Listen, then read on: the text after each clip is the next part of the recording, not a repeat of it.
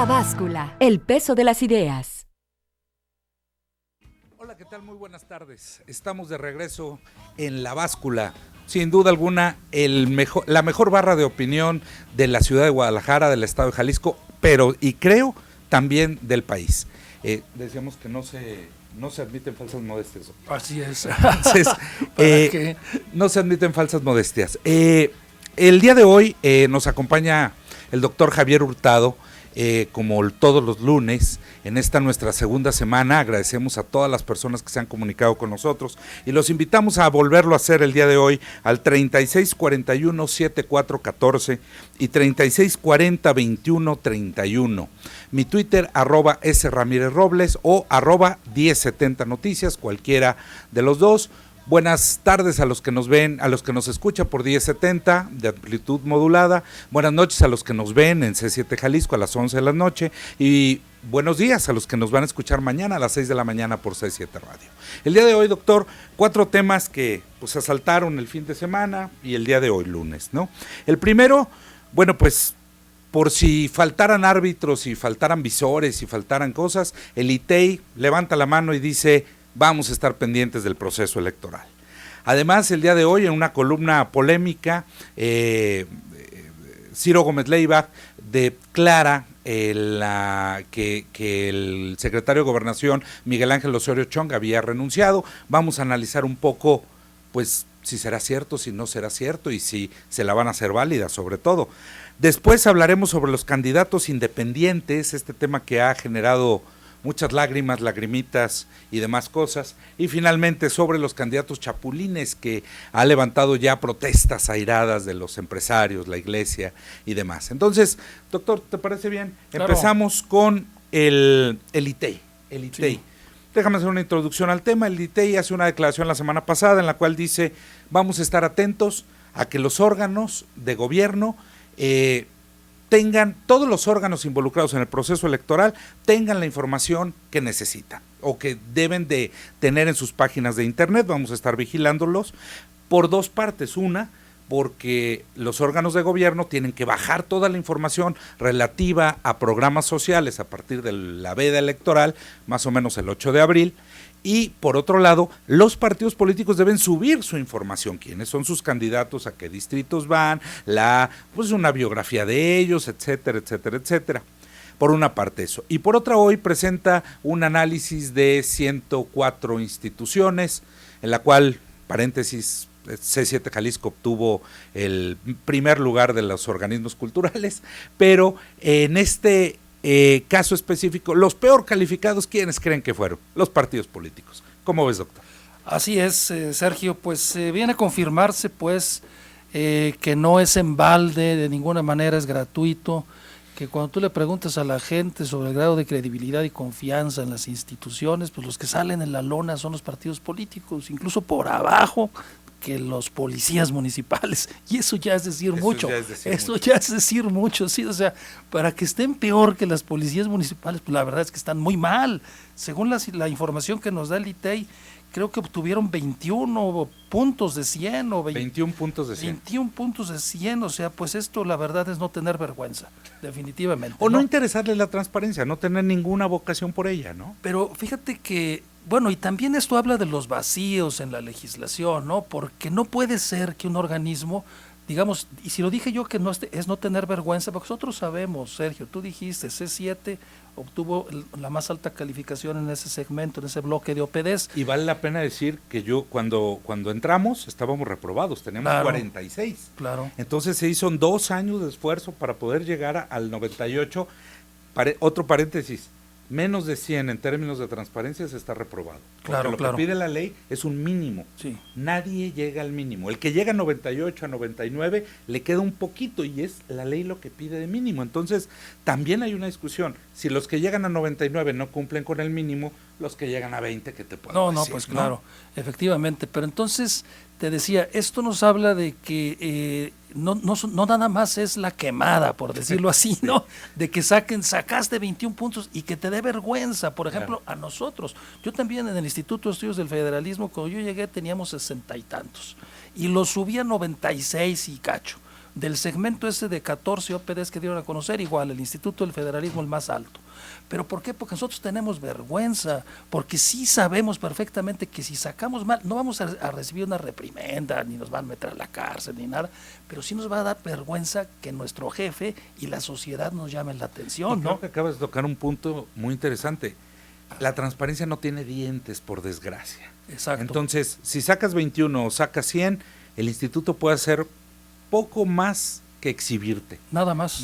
Más que exhibirte. Yo creo que el hecho de que el instituto y la presidenta del mismo, Cintia Cantero, haya dicho, los vamos a vigilar y los vamos a exhibir, no sé si tenga impacto en la votación, pero pudiera llegar a tenerlo en un segmento mínimo que cree que la transparencia y la rendición de cuentas es un tema importante en las áreas de gobierno o de todo aquel que recibe recursos públicos. Claro, mira, Sergio, déjame decirte una cosa, digamos, un dato así elementabilísimo.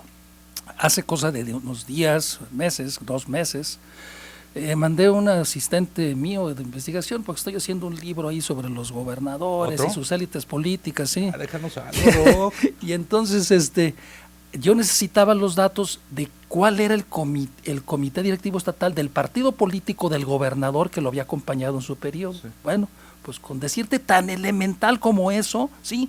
Fui a los 2 partidos que han tenido los gobernadores en los últimos años, no lo pude obtener, no me lo pudieron dar o me lo negaron. ¿Y no estaba en su página de internet? No está, por supuesto que no está en su página de internet. Entonces, con eso te digo yo lo grave del asunto. O sea, yo estaba pidiendo simplemente un simple nombre, dígame quiénes eran los del comité. Claro. No estaba diciéndole, dime cuánto les pagaban y cuánto se gastaron en comidas, no, nada más el nombre. Y no lo pude obtener. Están obligados a mandárselo al IFE y el IFE debería de tenerlo, bueno, lo tiene durante el proceso, pero quien sí lo debería de tener publicado serían los partidos políticos. Sí, y es que tampoco el IFE los obliga, los puede obligar. Entonces sí estamos en una situación de indefensión, pero fíjate, Sergio, esto es más grave aún todavía. Déjame decírtelo, deja transmitir esto. Ahí estamos hablando nosotros con lo que tú acabas de decir, el tema que pones como primer tema en la mesa, de un asunto de un sujeto obligado que está, valga la redundancia, pues obligado a presentar y a subir cierta información, si tú quieres, sin sanción por no hacerlo. Pero hay otro asunto muy grave también, eso es por lo que corresponde a la voluntad del sujeto, es un sujeto obligado que tiene que subir esa información. Pero hay otro asunto muy grave.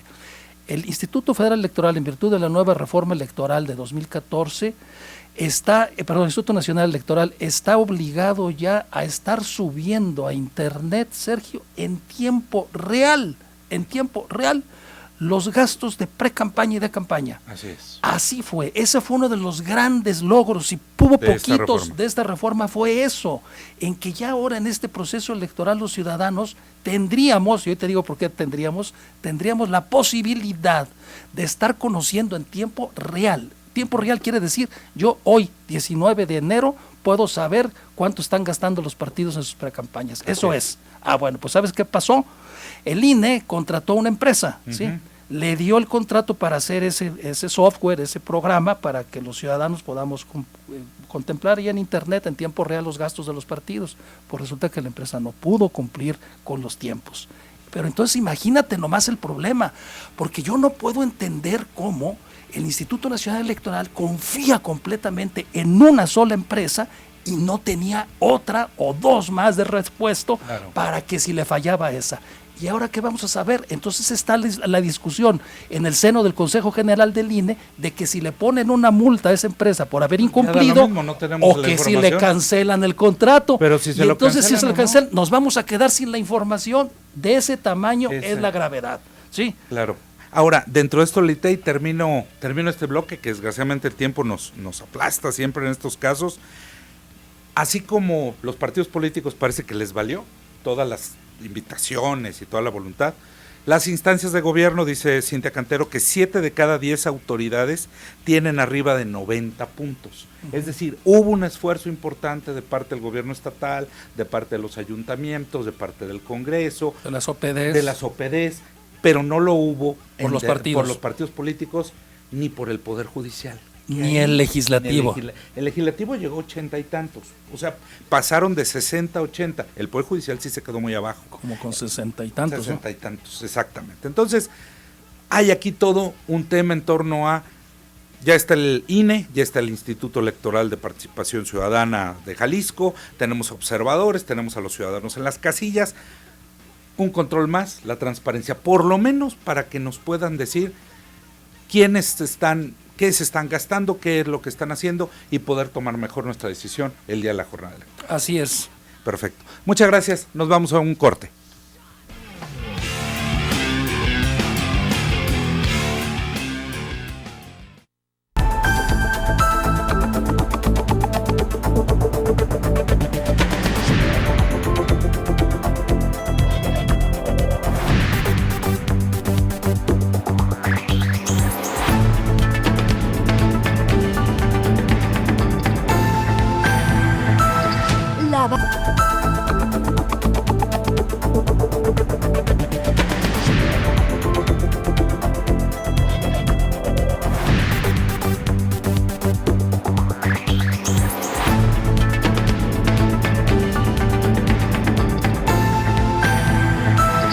La báscula, el peso de las ideas.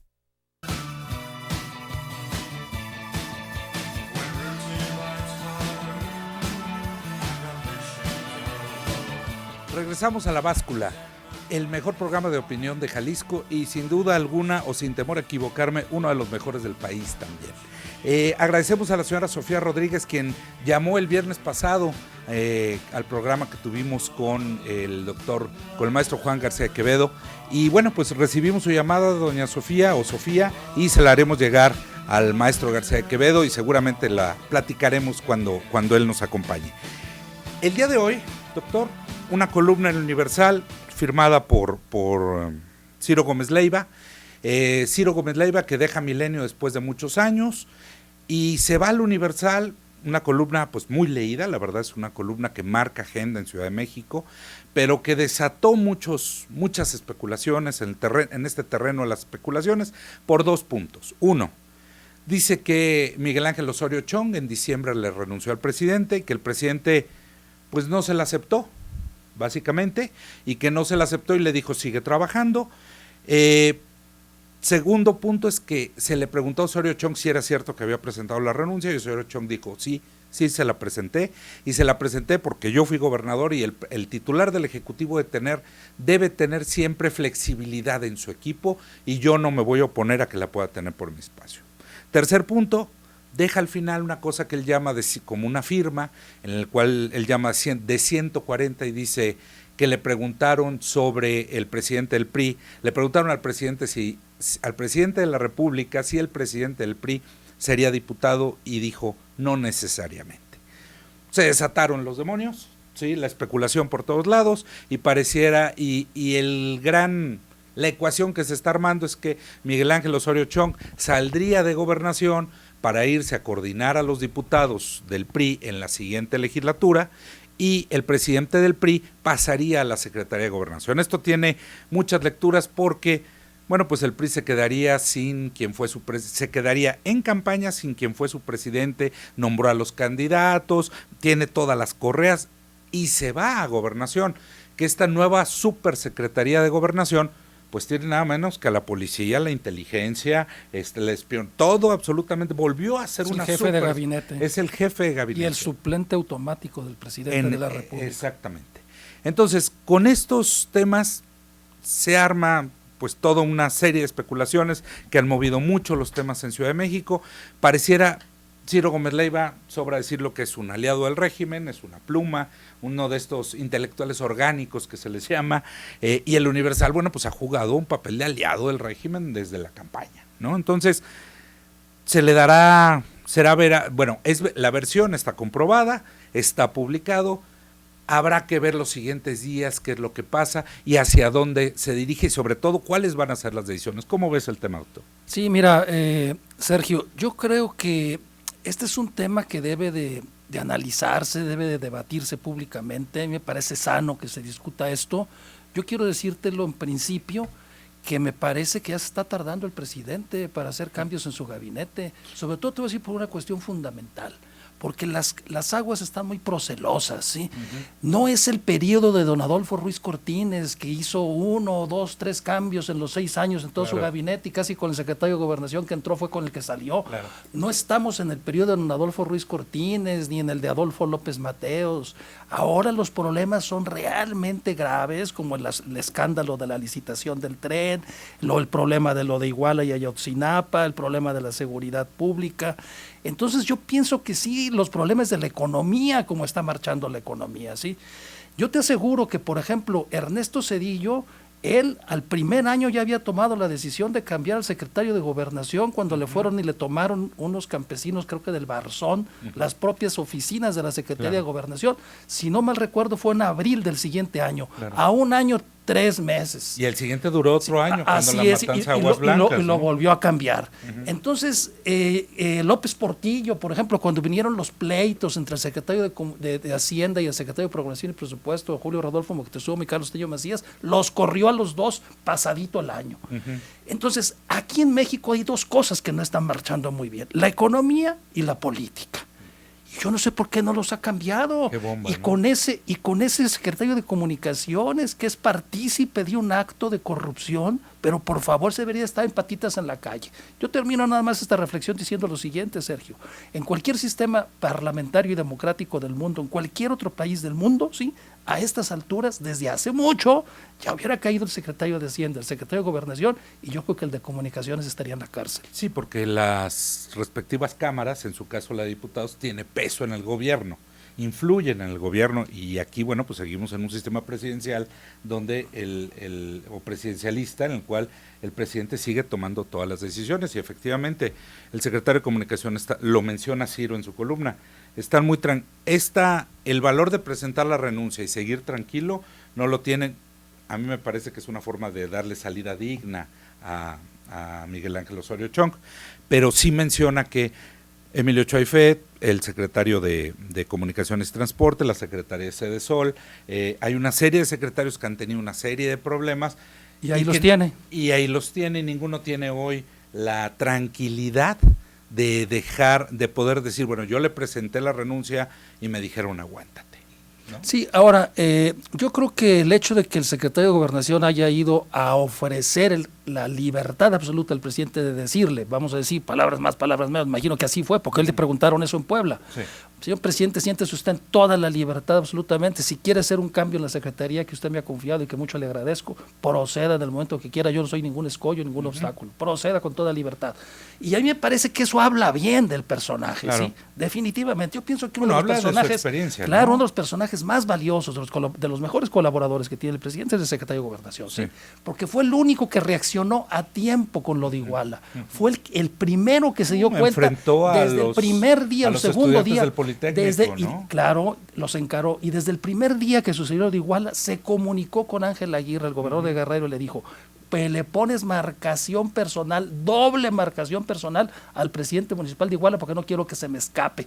Él se estaba dando cuenta de lo que estaba ocurriendo ahí, y el presidente de la República tardó 20 días en reaccionar gracias a los sabios consejos de su jefe de la oficina de la presidencia, Aurelio Nuño. Al que debe de correr es a ese y no al secretario de Gobernación. Pues todo parece indicar que va a haber cambios, que estamos en momentos de cambio. En el gobierno federal el gabinete sí ha estado muy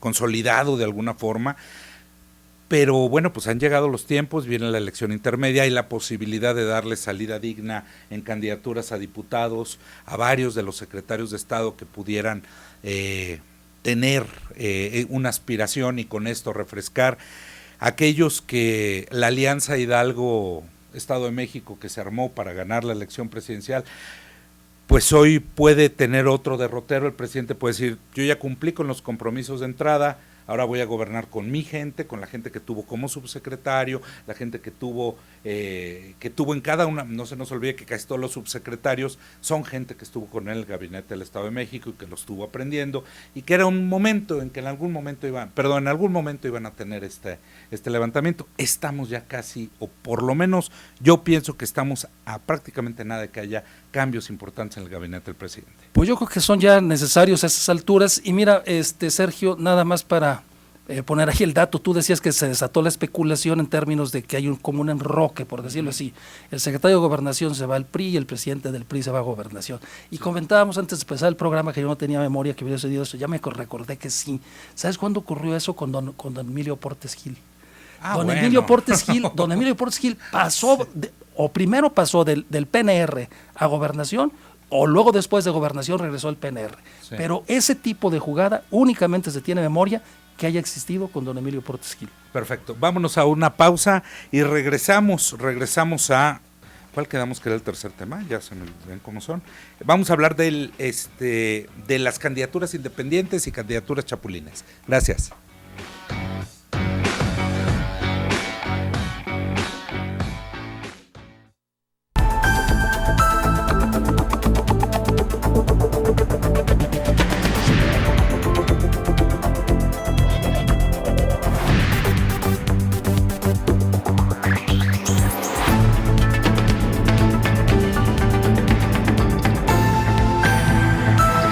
La báscula, el peso de las ideas.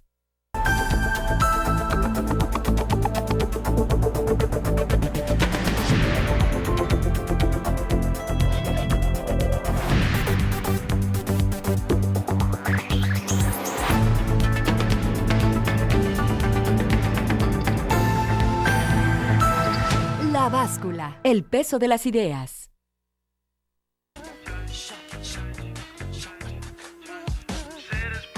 Regresamos a La Báscula, el peso de las ideas, la mejor barra de opinión del estado de Jalisco y posiblemente del país. Regresamos a hablar de las candidaturas independientes, esto que pues ha levantado mucha expectativa. Creo que vale la pena hacer un minuto de contexto en torno al tema. Cuando Jorge Castañeda, en la elección pasada, presidente de la República, decide buscar ser candidato a la presidencia de la República, diciendo que todos los mexicanos tenemos el derecho a votar y a ser votados, fuera del sistema de partidos, pues digo, no se lo permitieron, hubo una sentencia de la Corte que no, él gana finalmente en la Corte Interamericana de Derechos Humanos el tema, y bueno, acatando esta sentencia de la Corte Interamericana de Derechos Humanos, y ante una expectativa ciudadana y un rechazo a los partidos, volvemos a ese tema, tanto el gobierno, tanto el Congreso de la Unión como muchos congresos estatales aprobaron candidaturas ciudadanas. ¿Qué quieren decir estas candidaturas ciudadanas? Ciudadanos como usted y como yo que, cumpliendo una serie de requisitos como los cumplen los partidos para ser partidos, podemos aspirar a ser votados, aparecer en una boleta electoral y aspirar a ser, sin los compromisos de un partido, sin una estructura de partido, podemos aspirar a ser presidentes municipales, diputados, gobernador, etcétera, etcétera, etcétera. En esta lógica, el Instituto Electoral y de Participación Ciudadana recibió 25 solicitudes de candidatos independientes, 26, de las cuales aceptó solamente 15, rechazó 11 y rechazó estas 11 porque no se cumplieron con algunos requisitos, como tener una asociación civil relacionada con temas electorales, políticos, los necesarios pues para este tipo de contiendas, y otros temas. Ahora, los que sí les dijeron, bueno, entras a la segunda catafixia ahora tienes que juntar el 1% de las firmas que corresponden al lugar donde quieres ser. Si quieres ser diputado por un distrito, el padrón electoral tiene tantos inscritos, tienes que encontrar firmas por tal porcentaje, ¿no? Esta va a ser una elección completamente diferente porque tendremos a fuerza, ahora sí, sin Adelitas y demás, género, y tendremos candidatos ciudadanos. ¿Qué opinas de los candidatos ciudadanos? Mira, Sergio, yo creo que debemos esto de verlo con relatividad. Hay que tener presente, hay que tener conciencia de que el hecho de que existan las candidaturas independientes no nos van a hacer más democráticos ni menos democráticos. Yo creo que las candidaturas independientes se han convertido en una especie de mito. Hay que decirlo claramente, Sergio, de 1911 a 1946 en México estuvieron permitidas las candidaturas independientes. ¿Del 11 al 46? Cuando no existía un sistema de Claro, partidos como consolidado. lo conocemos, exactamente. Mira, vamos, por ejemplo, Juan Andreu Almazán, que fue el primer candidato, digamos, independiente, fue independiente. Miguel Enríquez Guzmán fue independiente. Ezequiel Padilla fue independiente. Después de esos tres sustos que le sacan al sistema político, entonces se pone ya en la ley la restricción. En la Constitución se permite el derecho de todos los ciudadanos a ser votado y en la ley te pone el candado que dice nada más los partidos políticos tienen el derecho exclusivo de registrar candidatos a cargos de elección popular. Este tema histórico que estás contando creo que es fundamental para entender el tema. Tanto ha habido candidatos ciudadanos como ha habido ciudadanos que quieren votar por candidatos que no son de partidos. Sí, claro. Las dos cosas. Es una tradición en México que el sistema político postrevolucionario lo constriñó, lo prohibió para quedarse con el tema y no tener estos sustos del sistema que les podía pasar, ¿no? Entonces, fíjate, por ejemplo, se habla de que Juan Andreu Almazán, que fue candidato contra Ávila Camacho en 1940, se dice que en el Distrito Federal ganó. Incluso hubo muertos en la jornada electoral y le reconocieron, no obstante eso, el 16% de la votación, que es muchísimo, ¿sí? Ahorita ningún partido te lo saca, ni el PRD, ni ninguno de esos. ¿sí? O sea, solamente el PAN te lo puede sacar esa cantidad de votos, ¿sí? Era muchísimo. Eso fue lo que le reconoció el sistema. A Miguel Enríquez Guzmán igual, 17, 18%. Sí. O sea, el susto fue tremendo, el que le sacaron el sistema político mexicano.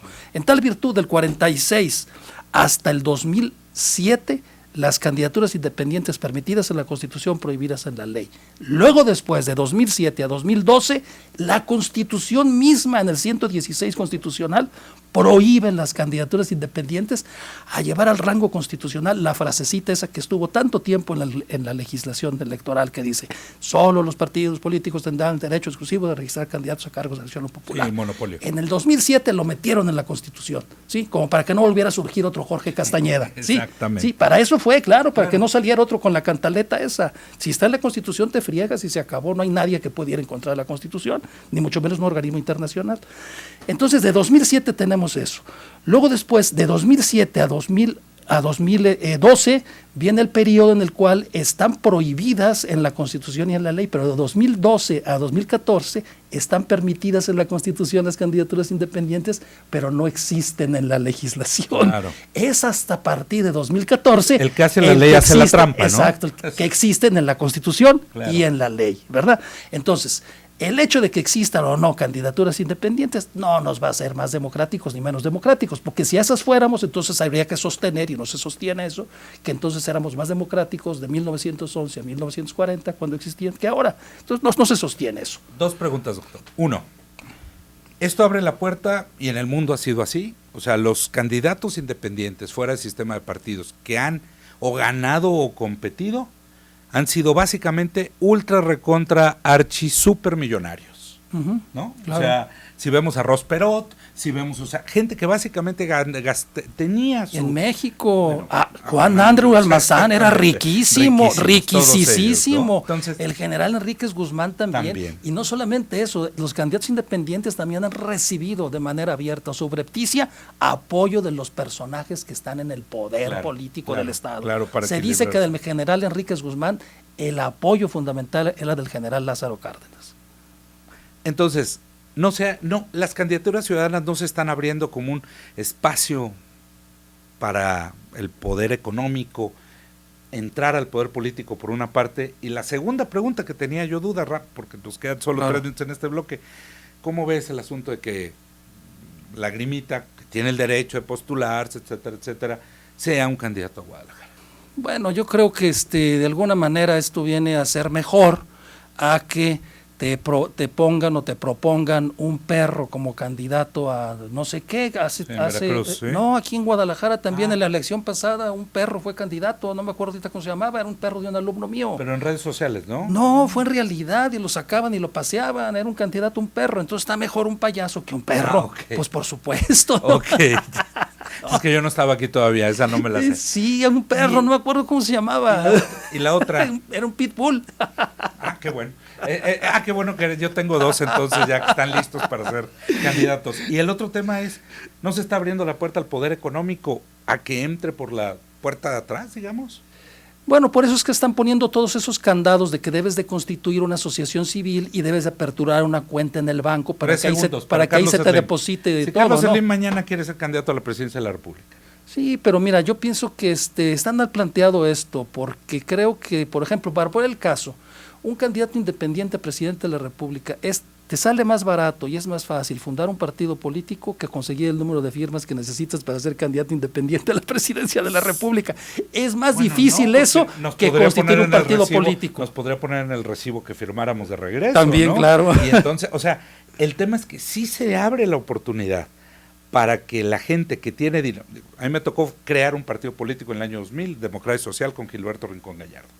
Cuando arrancaron las primeras 6 asambleas era, sí, democrático, y fuimos a las cañadas y vimos a los zapatistas. Y para la 8ª asamblea llegaban los vendedores de los padrones y de las credenciales a vendernos las asambleas, porque hay todo un mercado de construcción de partidos políticos. Ahora mira, yo pienso que aquí la pregunta que tenemos que hacernos es la siguiente. ¿Qué tan independientes son los candidatos independientes? ¿Sí? O sea, vamos a suponer, en el mejor de los casos, es pulcro y transparente los recursos que traen, pero van a recibir financiamiento del Estado. Poquito, pero van a recibir financiamiento, ¿sí? Y los van a corromper con eso. Entonces yo concluyo con esta reflexión nada más. Si la gente quiere realmente verdaderos y auténticos candidatos independientes, no de esos, ni tampoco esos que se dicen ciudadanos y terminan en un partido político, lo que debería de hacer es mejor votar por candidatos no registrados. Uh-huh. La boleta en todo el país, para todos los cargos de elección popular, margen inferior derecho, sí, no izquierdo, dice, escriba en este espacio el nombre de un candidato no registrado. Y te voy a decir una cosa, existen 2 antecedentes, en Tamaulipas y en Veracruz, de que ya se ha dado eso, que los candidatos no registrados ganan. Y el Tribunal Electoral en un caso les reconoció el triunfo. ¿Por qué? Porque te tienes que ir al 39 constitucional. Y si el pueblo dice que a ese lo quiere de autoridad o de representante, la voluntad del pueblo se debe respetar. En localidades pequeñas. En municipios pequeños. Sí, porque tenemos casos históricos, no en México, pero el hipopótamo de Río ganó 2 veces la elección alcalde de Río. ¿no? Sí, sí. Entonces, en esta lógica de los candidatos no registrados, bueno, no podía gobernar, pero ganó. No, pero digamos, si es gente de carne y hueso, que cumple con los requisitos de elegibilidad, puede perfectamente ser reconocido su triunfo, y los partidos tienen que respetarlo y reconocerlo. Vámonos a una pausa. Claro que sí. Y regresamos ahora con los candidatos chapulines. Regresamos a La Báscula, el peso de las ideas.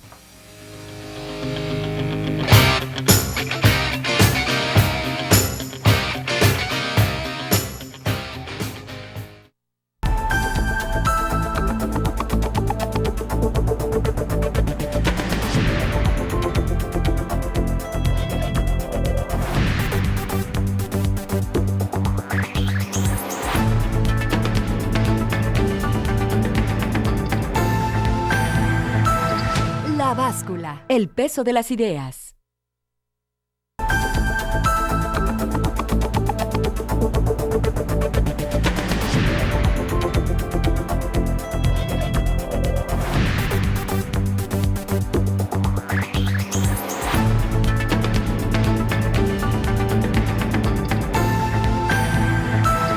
La Báscula, el peso de las ideas.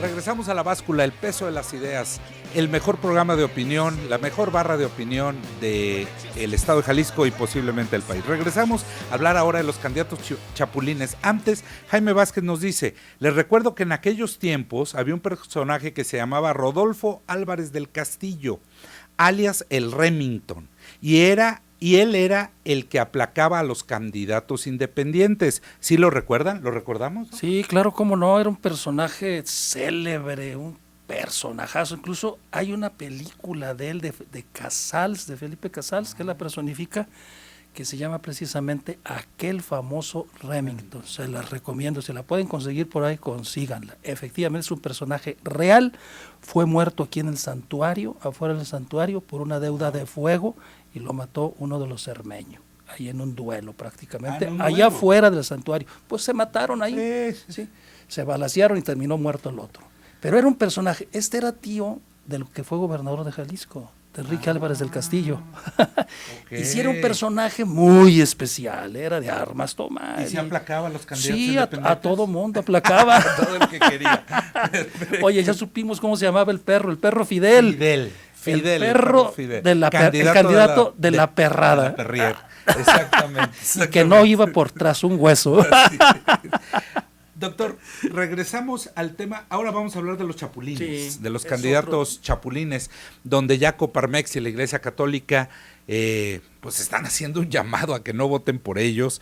Y bueno, pues aquí hay uno más de los errores del sistema, ¿no? Un sistema que durante 100 y tantos años no permitió la reelección, pues truncaba carreras políticas o brincabas de un puesto a otro de diputado local A diputado federal. La lógica en el México por revolucionario fue ser regidor, después diputado local, después diputado federal, senador, después senador y después eventualmente gobernador, secretario de Estado y si se podía presidente. O sea, todo el que quería hacer política, así se pensaba su carrera, ¿no? Así es. Y el hecho es que como no había reelección, no había posibilidad, como en todos los países donde la hay, de que, bueno, soy diputado local 30 años de mi vida, me especializo, conozco el territorio, conozco a la gente, defiendo efectivamente los derechos de los ciudadanos que votan por mí. Pues como no hay castigo, pues me voy, ¿no? Pero tampoco hay forma de correrme. Entonces ni había forma de echar al candidato que se había elegido y este candidato pues se iba pasando los 2 años. Este año hay reelección. Es la primera vez, o sea, se dimensiona poco el asunto de género, se dimensiona poco el asunto de los candidatos ciudadanos y se dimensiona menos el asunto de la reelección. Hoy por hoy no hemos hablado de eso, pero definitivamente la reelección va a cambiar el sistema político porque hoy es posible que alguien diga, yo quiero ser regidor y representar a mis colonias, quiero ser el regidor de Santa Tere y colonias anexas y quiero serlo toda mi vida. Hoy es posible. ¿Cómo ves el tema? Sí, claro, hay que tener presente esto. Bueno, a propósito de lo que hablabas de cuál era, digamos, la ruta de éxito de un político mexicano, ahí me permito también recordar una famosa frase de don Adolfo Ruiz Cortines, que era un sabio. Los diputados y los senadores, los diputados federales y los senadores son del presidente de la República. Así es. Los diputados locales son del gobernador del estado y los presidentes municipales son del pueblo. Y funcionaba la lógica, claro, en serio, claro, sí funcionaba muy bien. Sí.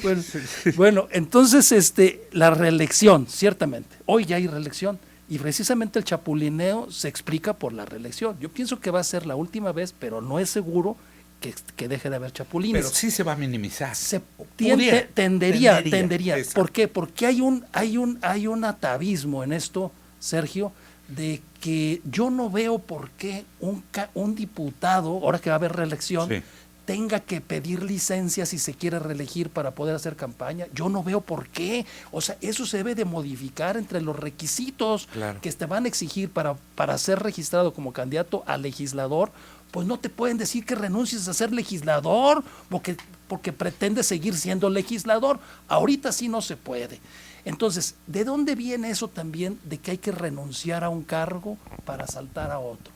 De un principio básico, y eso lo inventó don Lázaro Cárdenas, y en esa forma tenía razón. O sea, los cargos ejecutivos sí se prestan para que si tú tienes un cargo ejecutivo y quieres ser candidato a un cargo de elección popular, se supone que puedes estarte sirviendo de los recursos públicos y de todo el poder de esa dependencia a tu cargo para favorecer tu propia candidatura y construir tu candidatura. Entonces Lázaro Cárdenas fue el que inventó esto y les obligó a todos los precandidatos a sucederlo en la presidencia de la República a que presentaran su renuncia desde un año, poco más de un año antes de la elección.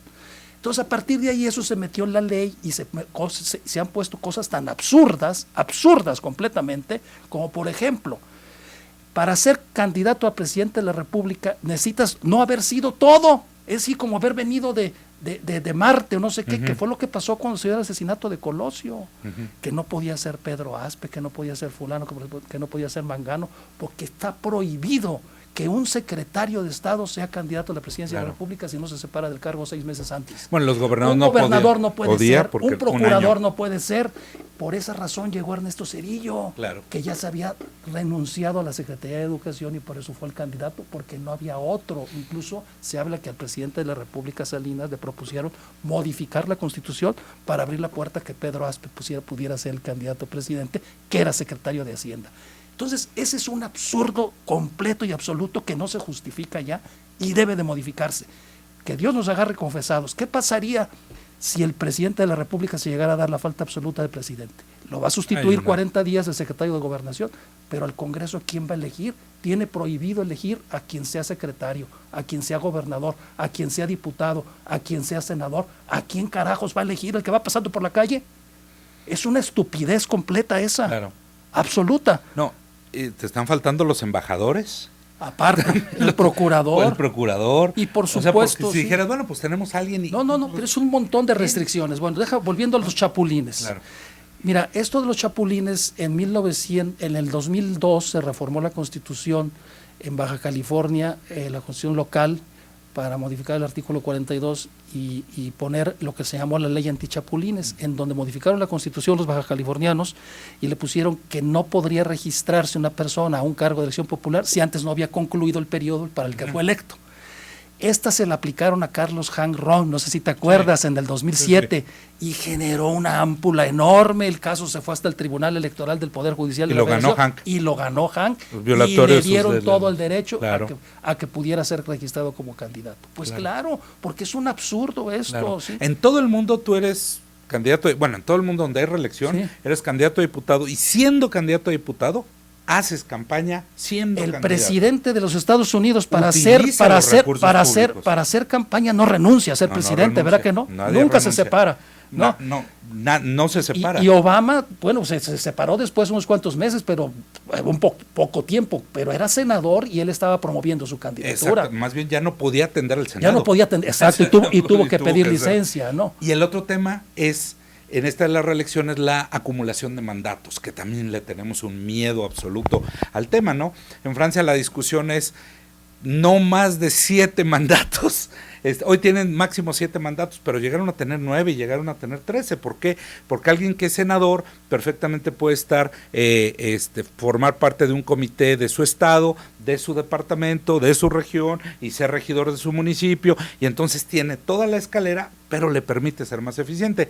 Aquí los chapulines pues terminan utilizando todos estos espacios pues para brincar en sus respectivas carreras, ¿no? Pero yo pienso que debe de encontrarse una solución, porque yo también, si bien soy favorable a que no se le puede limitar a nadie el derecho a hacer una carrera política profesional, pero por otro lado este es el mayor aliciente para la irresponsabilidad, porque ¿sabes qué? Es tanto así como que es que hay un contrato entre el elector y el que tú eliges. Debería estar menor. En donde tú estás diciendo, yo te voy a dar mi confianza por 3 años, por ahí me cumples.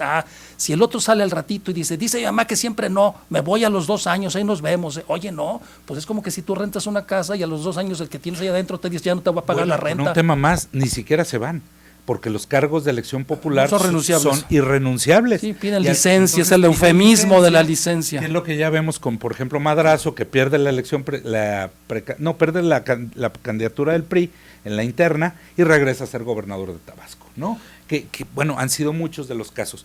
Vamos a empezar a vivir otro México político en estos casos. Porque ya hay reelección, pero te digo, si siguen teniendo ese requisito absurdo de que no puede ser tal y tal y tal cosa para aspirar a un cargo de elección popular, de nada va a servir la reelección, porque van a tener que pedir licencia.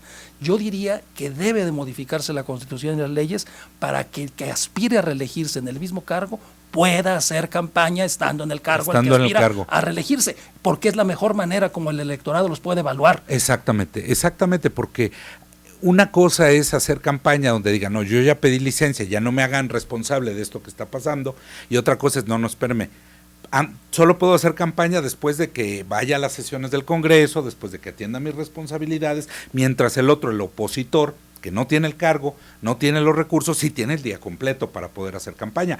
Ventajas y desventajas de la democracia que son normales en todo el mundo, pero aquí realmente nos asusta todo este tema.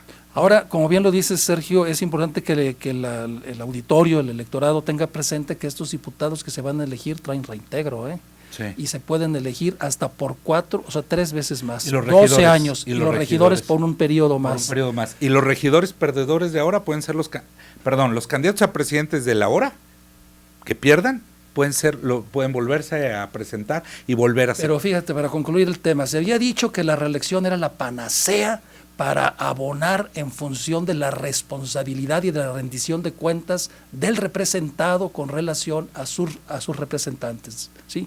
De los representantes con relación a los representados.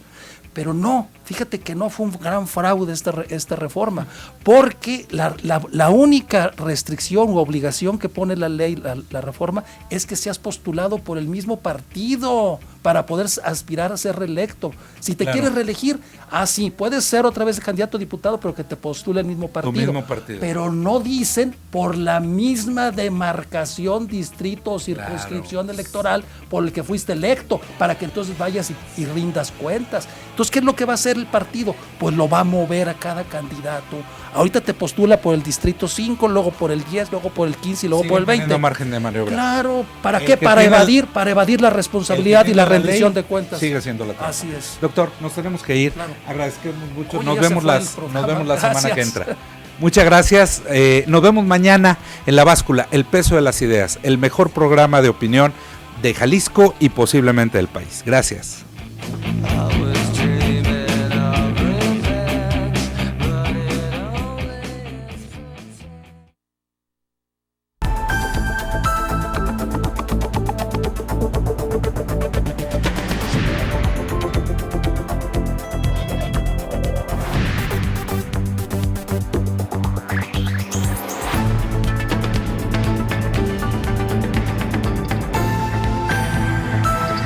La Báscula, el peso de las ideas. Cortes informativos. Reportajes. Entrevistas. Especiales.